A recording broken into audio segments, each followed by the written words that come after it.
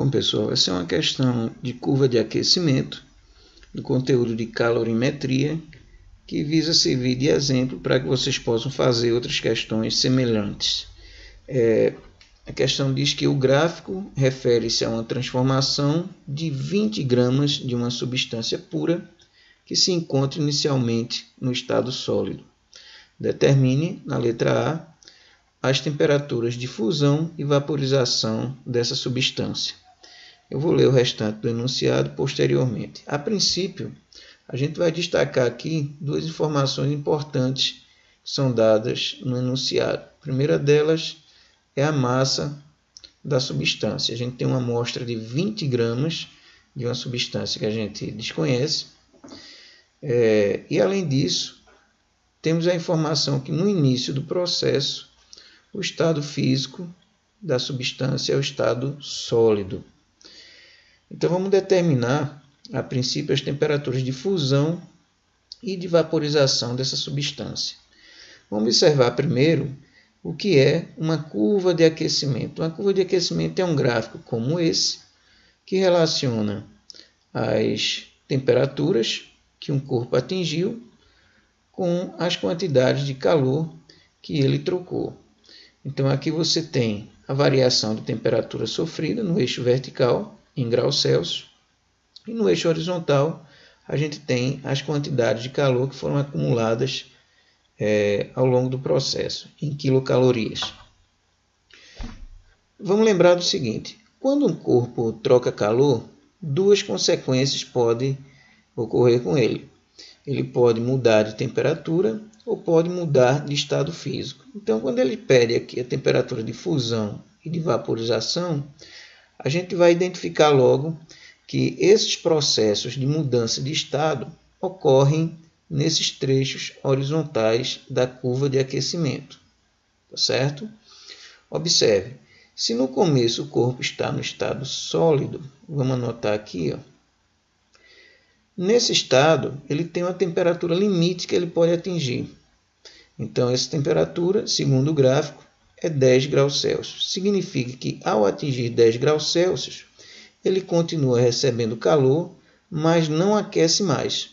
Ora, se ele não está mais aquecendo, ele está mudando de estado físico. Então, quando esse sólido atinge essa temperatura de 10 graus Celsius, ele passa a sofrer uma fusão, que é a mudança para o estado líquido.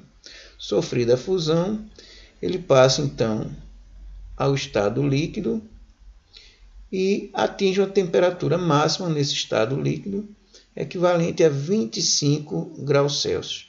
Perceba que a fusão ocorre com a temperatura constante de 10 graus Celsius e o outro processo de mudança de estado, que é a vaporização, vamos anotar aqui, vaporização, ocorre com a temperatura de 25 graus Celsius. Tá certo? Veja que quando ele atinge aqui 25 graus Celsius, ele continua recebendo calor, mas não aquece mais. Se ele não está aquecendo, é porque ele está mudando de estado físico. Então, esses trechos horizontais das curvas de aquecimento indicam as mudanças de estado. Uma vez sofrida a vaporização, esse corpo agora é vapor. Ok? Então, essas duas informações de temperatura aqui respondem à letra A. Vamos chamar de TF a temperatura de fusão, que é 10 graus Celsius. E vamos chamar de TV a temperatura de vaporização, que é de 25 graus Celsius. E aí a gente conclui a letra A da questão. Vamos destacar aqui. Pronto, respondido o item A. Na letra B, ele pede o estado físico em que se encontra a substância nas temperaturas de 0, 20 e 40 graus Celsius. Isso já está respondido aqui. Nesse rascunho que nós fizemos, já dá para identificar qual é o estado físico da substância em cada temperatura. Veja, a 0 graus Celsius, esse corpo se encontra no estado sólido. A 20 graus Celsius, o corpo já sofreu a fusão, se encontra no estado líquido. E a 40 graus Celsius, a gente pode imaginar que 40 está aqui, esse corpo já passou pelo processo de vaporização e se encontra no estado de vapor. O item D pede para determinar o calor latente de fusão e o de vaporização. A gente vai mudar aqui de página. Vamos anotar aqui o item C. Quem é o calor latente de fusão e quem é o calor latente de vaporização. Vejam, esse calor latente de fusão, na verdade, é um calor específico latente. É um valor que caracteriza essa substância no processo de mudança de estado. Então, vamos voltar aqui para o gráfico, né? A fusão ocorre nesse intervalo aqui, ó. Nesse intervalo, houve uma troca de calor e o corpo que tinha recebido 0,1 quilocaloria terminou com 0,2 quilocaloria. Ou seja, nesse trecho aqui do processo, houve uma quantidade de calor trocada equivalente a 0,1 quilocaloria. Observe, se eu quiser transformar isso aqui em caloria, eu vou ter que trocar esse K por 1000. Lembre-se que cada quilocaloria vale 1000 calorias. Quando eu faço 0,1 vezes 1000, isso dá 100 calorias. Então, 100 calorias é a quantidade de calor necessária para ocorrer a fusão. Então, vamos anotar isso aqui, ó. Se eu quiser calcular a quantidade de calor trocada numa mudança de estado físico, eu vou usar a equação do calor latente. Então, deixa eu dar um destaque aqui, vou mudar a cor. A equação do calor latente vai ser Q igual a ml. Como essa mudança de estado é uma fusão, inicialmente eu vou botar um Fzinho aqui para identificar. Então, essa quantidade de calor trocada, como nós vimos, é de 100 calorias e a massa do corpo é 20. Então, isso me possibilita encontrar agora o calor latente de fusão.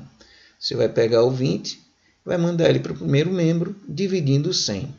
Dividindo 100 por 20, então o calor latente de fusão vai ser de 5 calorias por grama. Lembre-se que você está dividindo uma quantidade de calor em caloria por uma quantidade de massa, né, em grama. Então, temos aqui o primeiro valor que é pedido no item C. No caso do calor latente de vaporização, a gente também utiliza a mesma equação do calor latente. Então, Q igual a ml. Só vou mudar agora a identificação do calor latente específico, que é o de vaporização. Então, vamos atrás do calor trocado. Esse valor aqui vai ser dado no gráfico. Vamos lá para o gráfico. Observar a vaporização. A vaporização se dá nesse intervalo. Tá certo? Então, o início da vaporização, ele já recebeu um total de 0,3 calorias e terminou a vaporização tendo recebido 0,5. Ou seja, no processo de vaporização, ele trocou 0,2 quilocalorias, que é a diferença aqui, ó, entre 0,5 e 0,3. Ora, 0,2 calorias equivale a 200 calorias, né? Então, vamos anotar isso aqui. Substituir esse Q por 200, que é a quantidade de calorias trocada na vaporização. A massa do corpo é 20, e aí eu determino o calor latente de vaporização. Se esse 20 passar para cá dividindo 200, eu vou dividir 200 por 20, vai dar 10. Então, calor latente de vaporização é 10 calorias por grama. Vamos dar um destaque. E aí a gente concluiu o item C.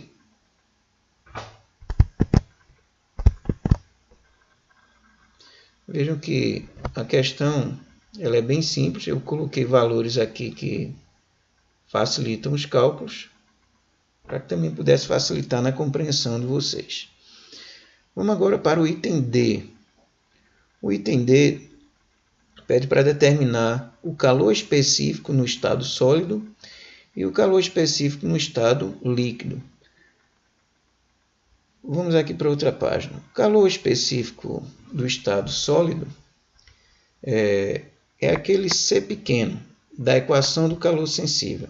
Vamos primeiro anotar aqui que no estado sólido, esse corpo ele vai de uma temperatura de menos 10 graus Celsius até 10 graus Celsius. Vamos registrar isso aqui. Ó. Ele é sólido de menos 10 graus Celsius até 10 graus Celsius. Isso informa para a gente a variação de temperatura. Se ele estava a menos 10 e atingiu 10, essa temperatura aumentou 20 graus Celsius. É só você fazer.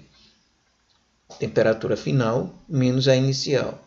10 menos 10 vai dar 10 mais 10, 20. Então, com isso, a gente aplica agora a equação do calor sensível. Calor sensível é MC, isso aqui é a capacidade térmica, vezes a variação de temperatura. Bom, como é que a gente vai resolver isso aqui?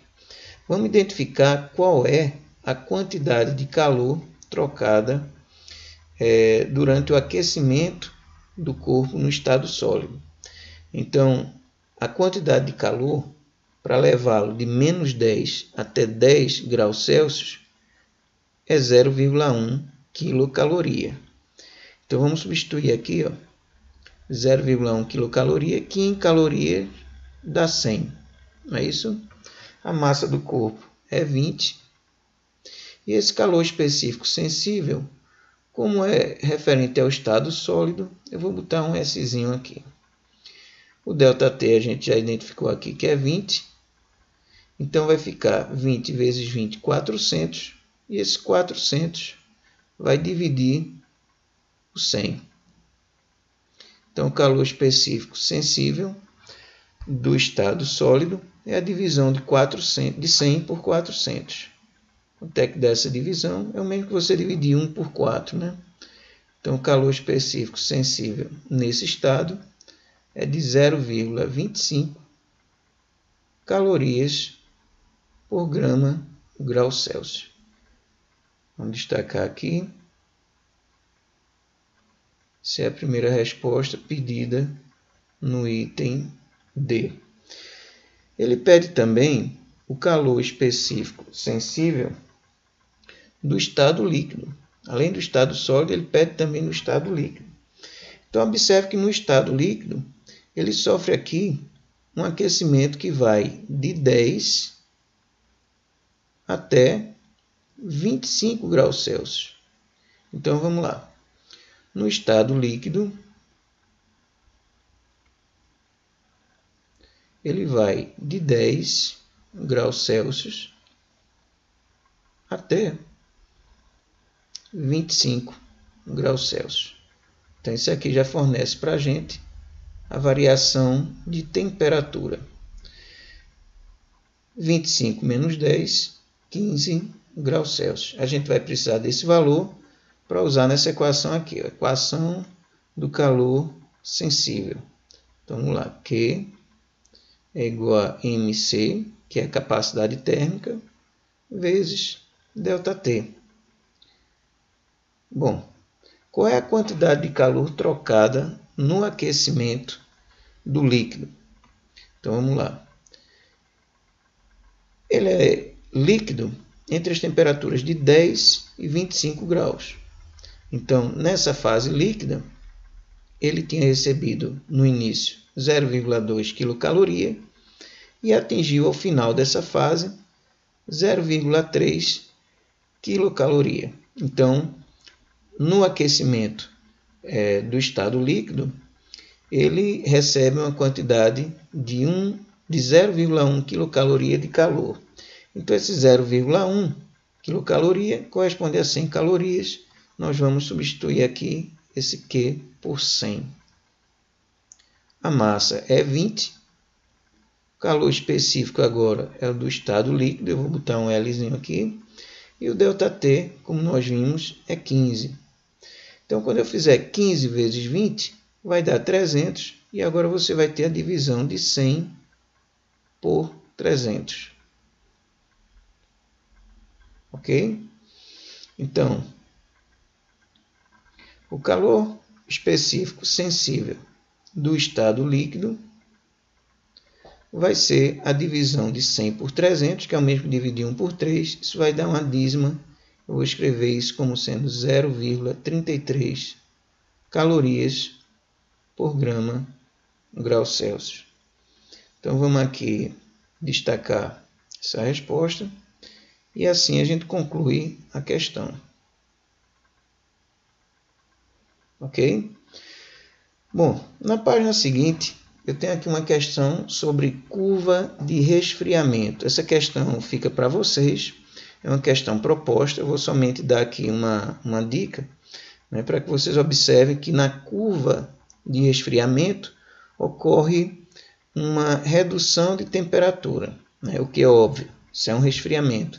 Então, esses segmentos de variação de temperatura, ao invés de serem ascendentes, como na questão que fizemos anteriormente, ela agora é descendente. Tá vendo? Então, aqui você tem um resfriamento, outro resfriamento, e aqui no meio uma mudança de estado físico. Uma outra coisa que a gente destaca na curva de resfriamento é que o calor está em módulo. Por que a gente coloca em módulo? Porque durante o resfriamento, a gente tem a necessidade que o corpo ceda calor. Então, esses calores, se fossem colocados sem módulo, seriam calores negativos.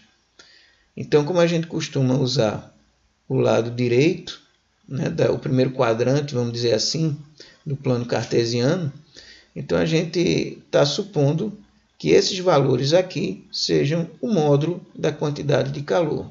Isso quer dizer que quando eu for utilizar na equação, eu devo tirar de módulo e colocar o sinal de menos nessas quantidades de calor aqui, certo? Ou seja, nesse primeiro trecho, a gente tem aqui uma variação de temperatura de 50 graus negativo, né? Vamos colocar assim, ó, aqui, ΔT, nesse caso aqui, é de menos 50, porque a temperatura diminui 50 graus Celsius.